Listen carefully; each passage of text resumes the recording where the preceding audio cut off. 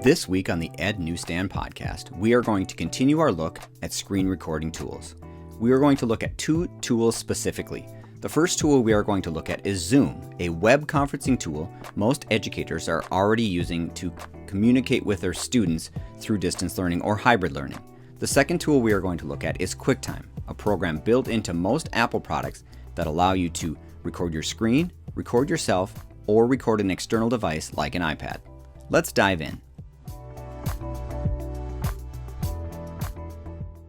So last week when we talked about Loom, Screencastify, and Screencast-O-Matic, those programs are great and they have their own features to them. But a couple of quick things that you can do without having to do a third-party program to record videos that you're making for your students is just to use things that you're already using. So I'm sure because of COVID, most of us are already using some sort of web conferencing tool, whether that be Zoom or Google Meet. And many of us also use a Mac. So there are a couple of tools here that I want to show you that you can use and not have to go to that third-party option. So first, let's start with the Zoom option. So if you're working already in a web conference and you want to record your students, it's just a quick, easy way to do that. So we're going to spin up a Zoom meeting here. So I've got my Zoom meeting up and I'm just going to join my Zoom meeting. So you can see now that I have somebody that has joined my meeting. So in this case, down at the bottom, I can simply click the record button and I'm automatically recording my Zoom meeting. Now this is pretty standard and most people who have been doing the web conferencing since COVID-19 started within education already know this feature exists. You can also pause the video, so if there's something going on or you need to step away for a minute or you need to interject something that you don't want in the recorded meeting, you have that option and you can just simply come back here and resume.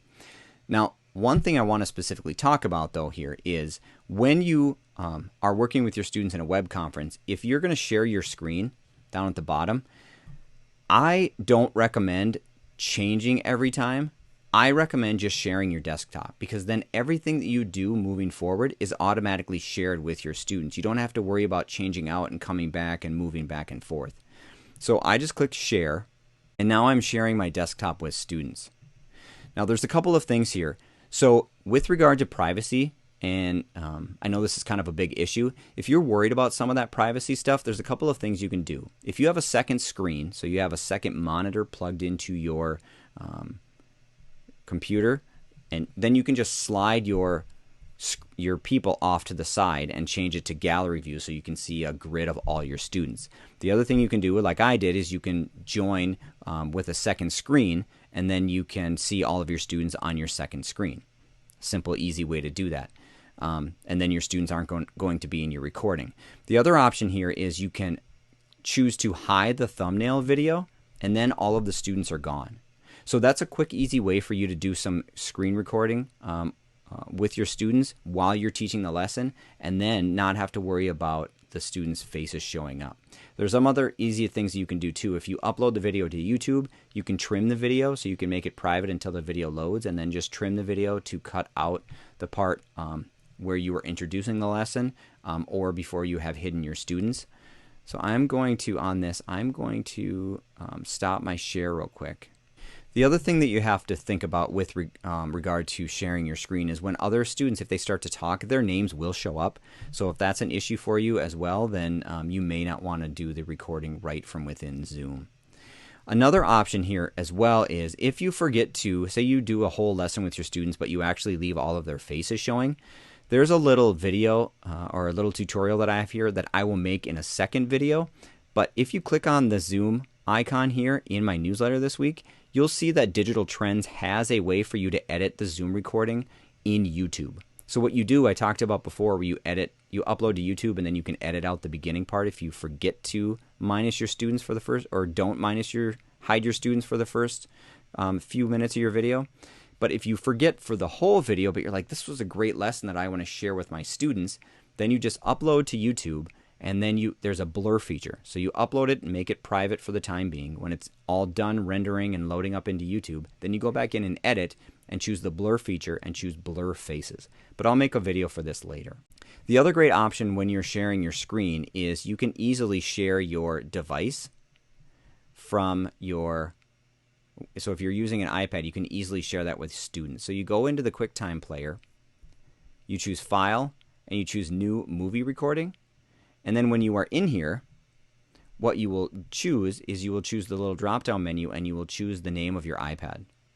And then you can easily share your iPad with students while you are working with them. So say you're showing them a video on your computer screen, and then you want to go back and you want to work with them here in Keynote. You've got this stuff already built in, so you can start working with them in some other program on your iPad, whatever it is. Maybe it's an app that you're having them work on IXL. Maybe you just need to bring up Smart Notebook because you have your files all set up in Smart Notebook. Whatever it's going to be, that way is super easy and a great way for you to easily share your screen. When you're all done with your video, you just stop your recording, and then it says up in the corner the recording file will be converted to an MP4 when the meeting ends. So I'm going to end the meeting. And you can see now that it's converting my meeting recording. When it's done converting, it will tell you or ask you where you want to save the video. So you can change the spot, but Zoom automatically creates a folder for you, and it will just drop all of those videos in the folder. So here you go. The video is automatically saved in this folder, and then you want the Zoom MP4, and you can do whatever you want with that MP4. You can put it in Google Drive, you can put it in Google Classroom, you can upload it to YouTube, Dropbox, any way that you want to upload the video or anywhere that you want to put the video. Otherwise, it is just saved directly to your device, and it doesn't matter if it's a Windows machine or it's a Apple machine. It saves every time to the Zoom folder. The other thing that I wanted to show you with regard to doing a video recording is in QuickTime. So you saw before that you have a couple of options in QuickTime. So we're going to talk about the screen recording option first. So the screen recording option here, you can capture specific parts of your screen, just take a picture of it, or you can record. So you can record the entire screen, or you can record a selected portion.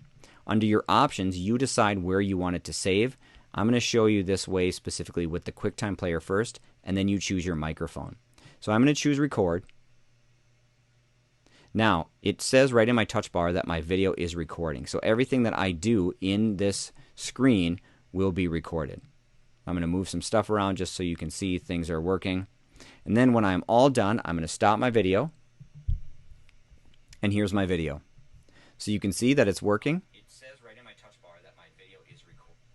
When I'm done, I'm just going to hit the X button, but it's already saved directly to my computer. So if I open up my Finder and I go to my desktop, there it is. Screen recording movie today at 4:27 p.m. So if I open this up, there's my video. I can come in here and I can rename my video so that I remember what it's called.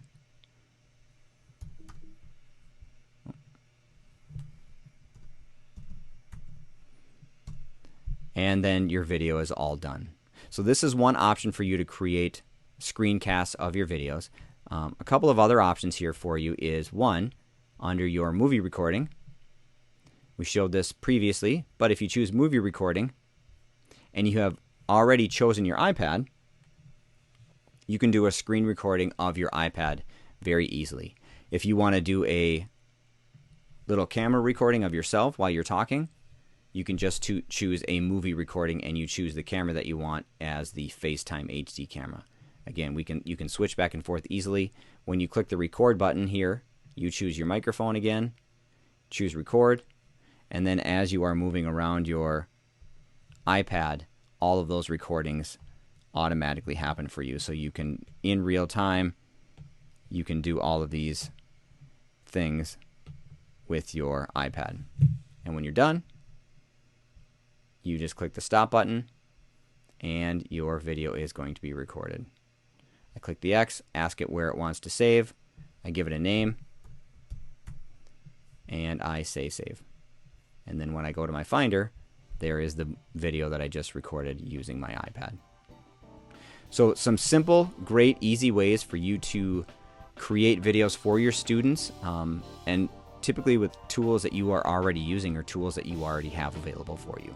Thank you for tuning in this week. As always, you can find me on Twitter at ReynoldsTroy. Find old episodes of the podcast wherever you listen to podcasts. You can follow me on Instagram at ednewsstand, and you can download my app and stay up to date with my content by scanning the QR code or by going to ednewsstand.glideapps.io and saving the app to your home screen. You can also find all my resources I just mentioned in my newsletter and watch the video I made on my website at ednewsstand.weebly.com. I'm Troy Reynolds. We'll see you next time on the Ed Newsstand Podcast.